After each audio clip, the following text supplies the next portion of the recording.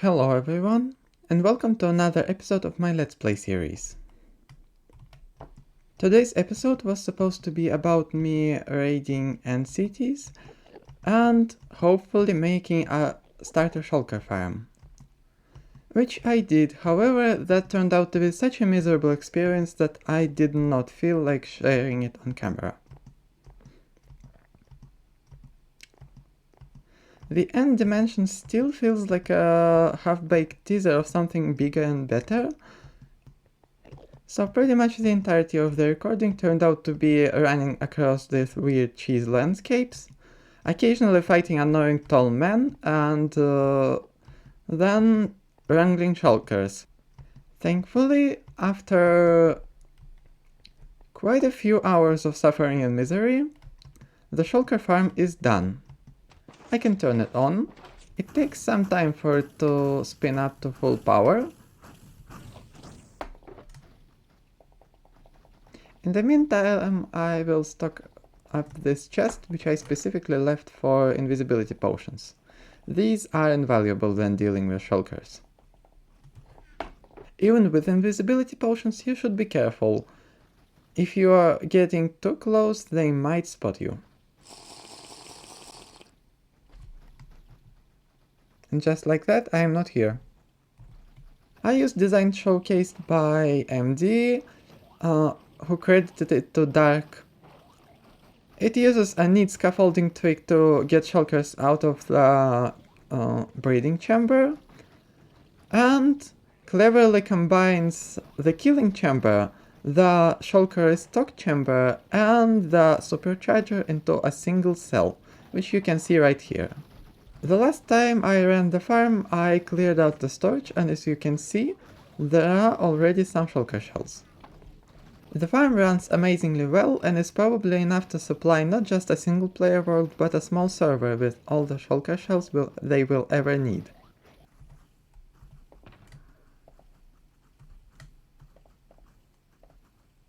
Oh yeah, I got to the nearest end city, which happened to have a ship, and got myself a Lytra.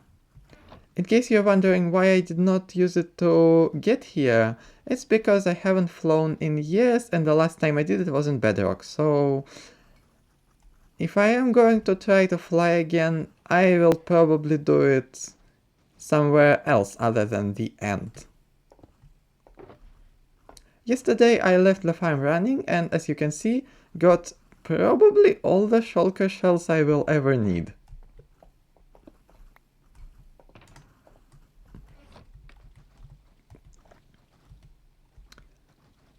I should probably turn off the farm. I really did not need any more shulker shells. However, getting a Lytra reminded me that I need a proper source of gunpowder. The raid farm does produce a little bit, maybe enough for rockets, not sure. But I want to eventually upgrade all of my gear to netherite, and due to my forgetfulness and my paranoia, I have quite a lot of gear to upgrade. A simple and an objectively correct solution for the gunpowder issue would be a creeper farm, but that's boring, and I would like to get something else useful other than gunpowder at the same time. There are actually quite a few options, like a better raid farm, or perhaps a witch farm, but I decided to make a general purpose overworld farm instead. My first instinct was just a simple flashing design. You've probably seen this one. The mobs get flashed to the center, fall down the drop chute, where I can chop them all up.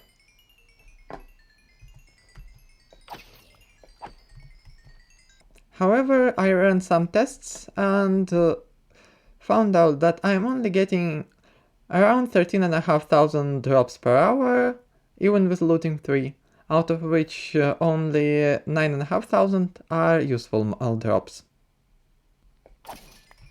Another issue is that the farm relies on player kills, so I can't just AFK it. I will need to set up some sort of clicking script or perhaps use carpet mode, Then I will have to worry about things like mobs with thorns, armor, saturation and whatnot. So I decided it just wasn't worth it. Having failed to find a workable solution myself, I decided to consult the wisdom of the ancients, and quickly found this marvel of German engineering. This is a shifting floor farm designed by Il Mango. It uses alternating strips of solid blocks and soul sand, which has a funny property. A mob standing on the soul sand is slightly lower than on the full block, so when the blocks shift, the feet of the mob clip into the nearby block, cause them to fall through. Of course, the farm does not allow to use looting, but it is fully AFKable. And as you can see, we are getting plenty of drops.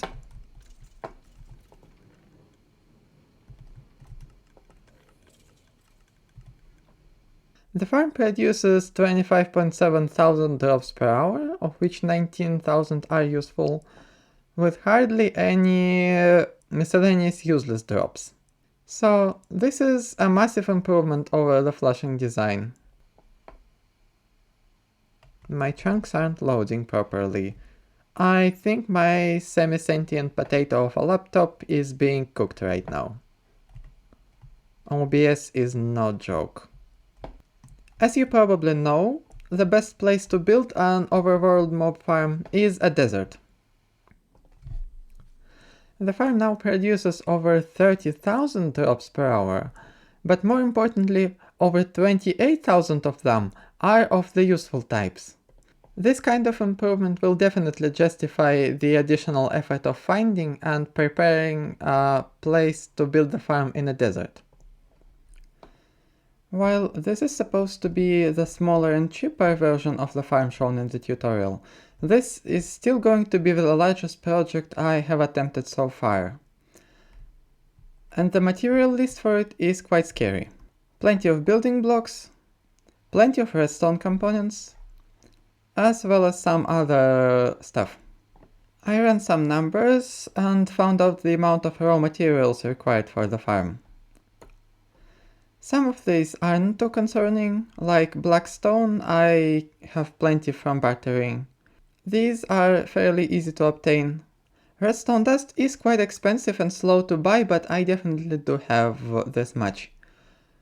Spruce logs, I pretty much had no choice but to go ahead and chop down a lot of tall spruce trees.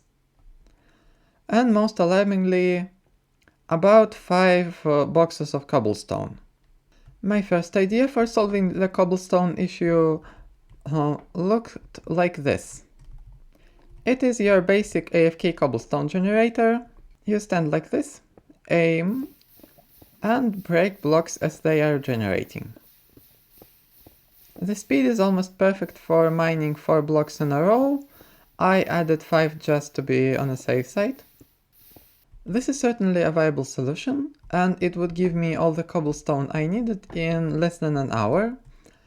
However, I would also need to worry about my pickaxe durability and some way to actually break blocks while AFK.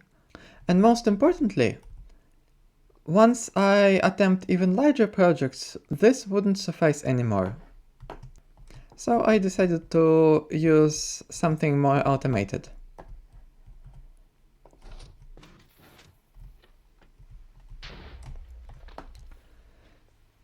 This is a cobblestone generator shown by, again, our old friend El Mango.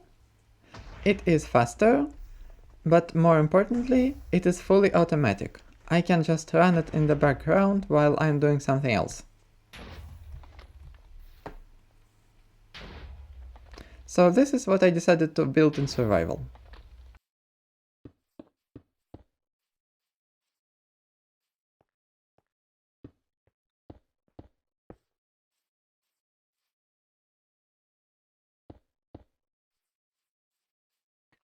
Working on a cobblestone generator also highlighted something about the way I am playing the game that I really don't like. You see, if there's one thing I learned from my long failed attempts to become a programmer, it is that there are always at least two solutions. Mine and a better one. And turns out this applies to the same, if not greater degree, to technical Minecraft. Of course, one might say, yes, my solutions are worth, but they are mine. Truth be told, they aren't. They are just so ubiquitous and obvious that I really did not know who to credit for them. So I made it look like I came up with them on my own. To be honest, I am not much of a technical player. I know how things work. I never make something that I don't understand how it works. But I don't think this alone makes me worthy of being called a technical player. As in, why am I setting goals that I very definitely cannot reach on my own? I don't know. It is satisfying to make something work even if it isn't your design. If anything, because almost nothing ever works the first try without some serious debugging. But what's the point? More so, what's the point of recording this and showing this on camera? Of course, you have seen channels that thrive in turning tutorials into clickbaity videos. Like, approximately 95% of videos about end-of-life farms. However, for one, I despise them.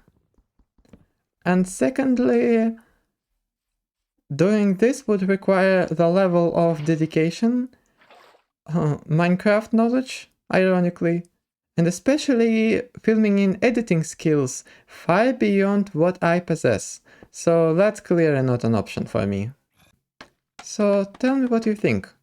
Is it even worth to pursue goals that clearly require copying someone else's works? Or should I limit myself to goals that I can achieve on my own? Despite the fact that my solution will still be copied, only not from a specific tutorial of a specific smart person, but from the ether, so to say.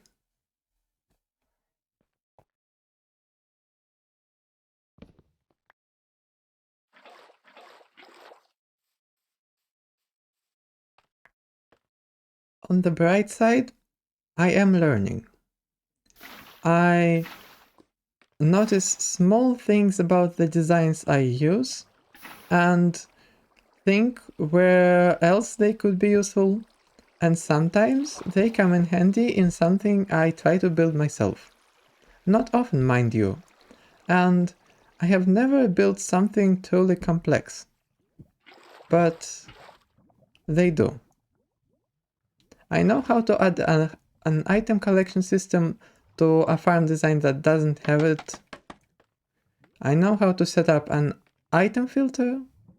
I know how to dispose of unwanted items, etc., etc.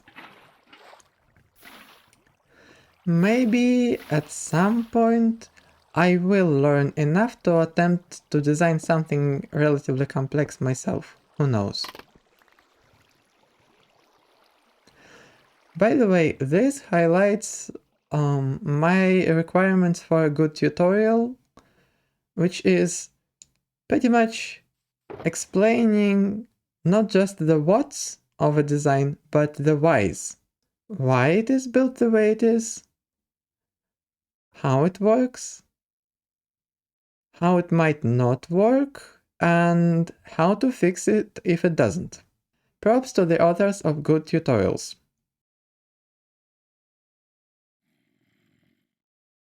Now that I think about it, this is the second thing I learned while trying to become a programmer, which is to search for information and to not back off when I cannot find it right away. A skill certainly useful Not just in technical Minecraft, but pretty much everywhere.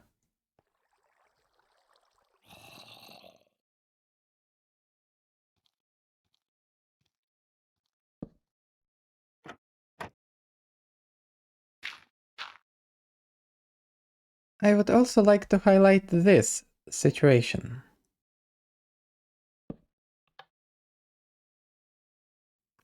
As someone who has watched quite a lot of Ivory and Canadian, I did think that this contraption looked hella lot like a death trap, with these lava wells with obsidian on two sides and regenerating cobblestone walls onto others.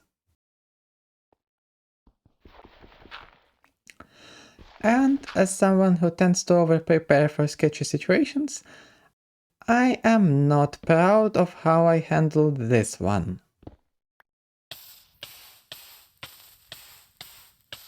My first instinct was to reach for ender pearls, which I had just put away from my hotbar.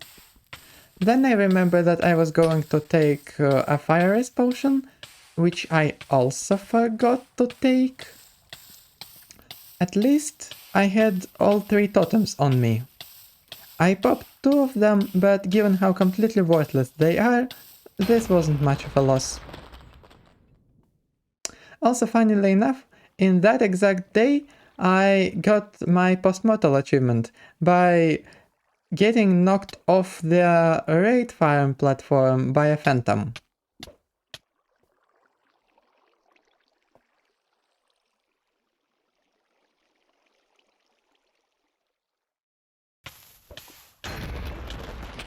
After much fumbling, I managed to finally escape the trap and decide to make the one and only improvement to the design that I could think of. That being 4 glass blocks above the lava to prevent such incidents in the future if I need to do any maintenance on the farm.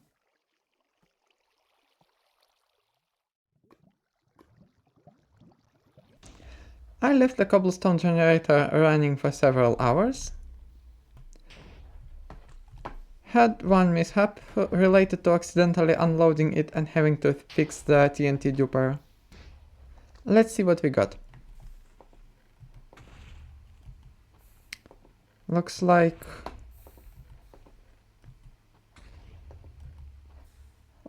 about 10 double chests of cobblestone. More than enough for this project and probably for a couple following ones. Very happy with how this one turned out. Should have done this earlier, to be honest.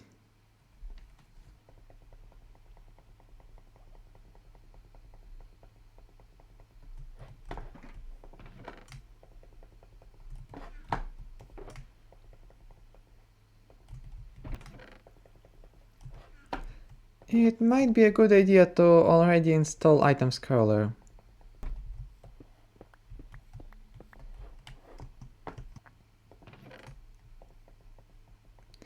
With that, all the raw materials are sorted out. Next, I will have to craft them all into the items I need and start building the farm. But that would be the topic of the next episode. There's plenty of work to do. I am not sure if I will manage to do it all in one go. We'll see. Thanks you all for watching. I'll see you later. Bye.